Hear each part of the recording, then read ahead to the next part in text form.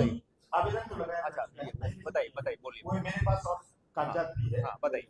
ये समस्या ये है कि कहा सीओ साहब के यहाँ एक जमीन का पिटीशन के लिए दिए। कहरा के हैं आप? जी कहरा सदर है सर। जी। तो ये जमीन है गांधी पथ सहरसा का, और उस जमीन में ये इनके ससुर अपने पुत्री को दिए थे, लीला देवी। लीला देवी के पति सवेरे में शादी करके अपना अलग हो गए और पूरे जीवन लीला देवी का यही लोग थे। लीला देवी के निसंतान मृत्यु हो जाने के बाद हिंदू उत्तराधिकार अधिनियम 1956 के तहत 15(2) सेक्शन 52 के तहत यह स्पष्ट प्रावधान है कि संपत्ति जिस सोर्स से आया है वो उसी सोर्स में चला जाएगा। और इनके ससुर के द्वारा चुकी दिया हुआ संपत्ति था, तो कानूनन ये संपत्ति इनके पास आ गया।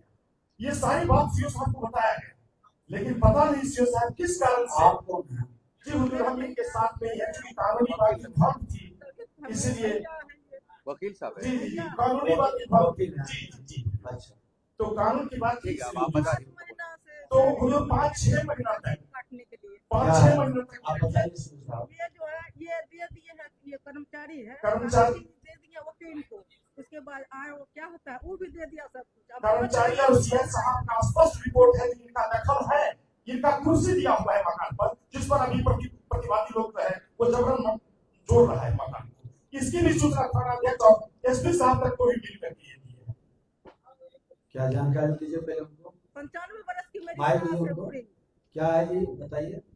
सर हम जब जांच में गए थे उसी का पहले से बहुत पुराना पहले हुआ था, वही दिखाए थे कि ये मेरा मतलब कब्जा ये है। हम देख लिए वहाँ इन्वेस्टिगेशन का हम जीसी अगर साइड किए कंसल्टेंट बीच में आपत्ति आ गई उनके जवाब वही आ रहा है जो इनके बता रहे हैं। लीला देवी के हस्बैंड आपत्ति दिए थे कि हम मेरा जमीन होगा, मेरी पत्नी के नाम पर इनकी माता जो लिखी थी उनके हस्बैंड आपत्ति दिए थे कि मेरा जमीन जो नाम पर है।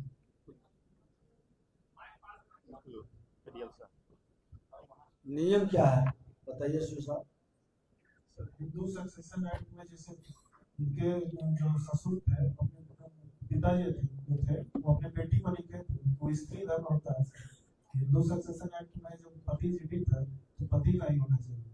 और सर आपत्ति भी हमको प्राप्त हुआ था कि दखल कब्जा में इनका शांतिपूर्वक नहीं है सर। और माननीय मंत्री महोदय का आदेश हो तो मैं पूरी कानून का व्याख्या कर दूं इसमें सामने। इसमें सर डिटेल ऑर्डर भी लिखे हैं सर, स्पीकिंग ऑर्डर लिखा हुआ है सर, एक्ट जरा जो सेक्शन है सर वो भी लिखे हैं सर। ठीक है, आप अपील कर दीजिए। आप क्या है नियम साहब? सर ये रही है ये माइक ले लीजिए। क्योंकि ये पुश्तैनी जमीन है सर, तो जैसे ही उनकी पुत्री को गया, अगर उनको कोई पुत्र नहीं है और पति छोड़ के चला गया है तो पति का कोई हिस्सा नहीं होगा सर। अगर उसको पुत्र होता तो पुत्र को हिस्सा होता, यदि पुत्र नहीं है तो वापिस संपत्ति सर वापिस अपने बैंक में चली जाएगी सर। यही नियम है सर। आप ऊपर में अपील कर दीजिए। जो दुर्भाग्यपूर्ण बात है तो हम इसका अपील भी किए हुए हैं और ये अपील माननीय टीसीआर साहब की कोर्ट में है जो 16/9 को हमने अपील किया है।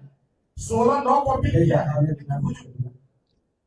देखिए इनका जितना अपना नॉलेज है और जितना इनकी समझ है उस हिसाब से लिखिए।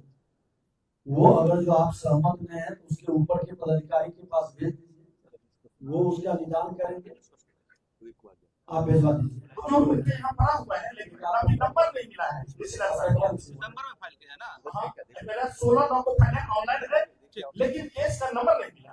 ठीक है देख लीजिए। चलिए ठीक सर। और जो उस पर अभी खत बना रहा है विपक्षी, जिसको रोकने के लिए यहाँ आवेदन के थाना अध्यक्ष को साहब को बोल देते हैं सर। नहीं, ये प्रॉब्लम ये है ना कि जैसे अब इधर में नंबर नहीं मिल रहा है अपील में और तब तक वो बना लेगा तो ये गलत बात होगा, इसलिए तुरंत इस पर त्वरित कार्रवाई हम ही मौका दे रहे हैं उसको करने के लिए। हम ही मौका दे रहे हैं ना, गलत बात है। अगर अभी करना तो रोकना चाहिए। अवसर दे रहे हैं फिर तो वो ये लटका करके मामला। गलत बात। और एक बार हम आग्रह करेंगे कि कुछ विषय जब इस तरह के लिटिगेटेड हो तो ऊपर के पदाधिकारियों से भी संपर्क सलाह ले लेना चाहिए कि इस तरह के मामला में क्या हो, मार्गदर्शन मांगना चाहिए, लेना चाहिए।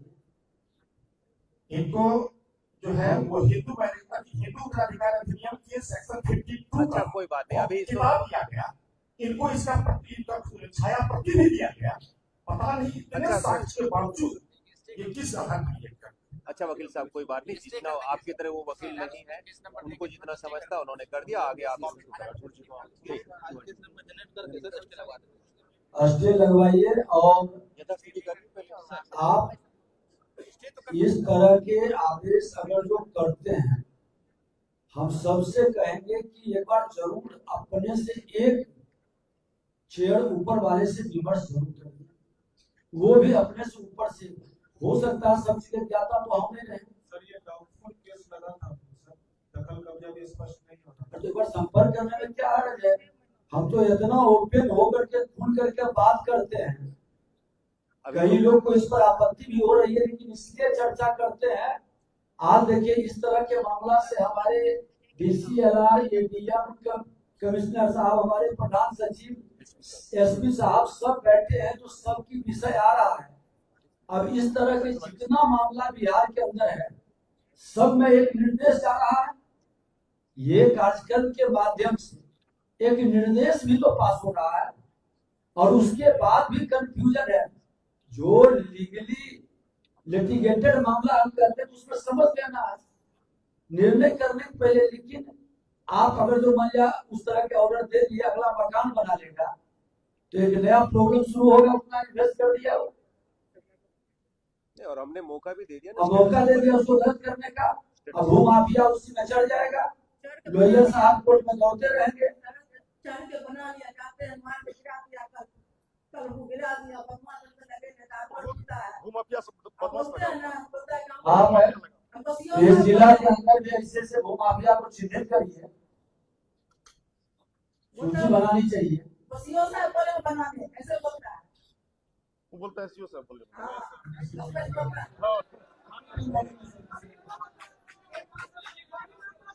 अब एक लीजिए, कोई भी गलत करेगा उन नपेंगे, उन पर कार्रवाई होगी, ये ध्यान में रखिएगा।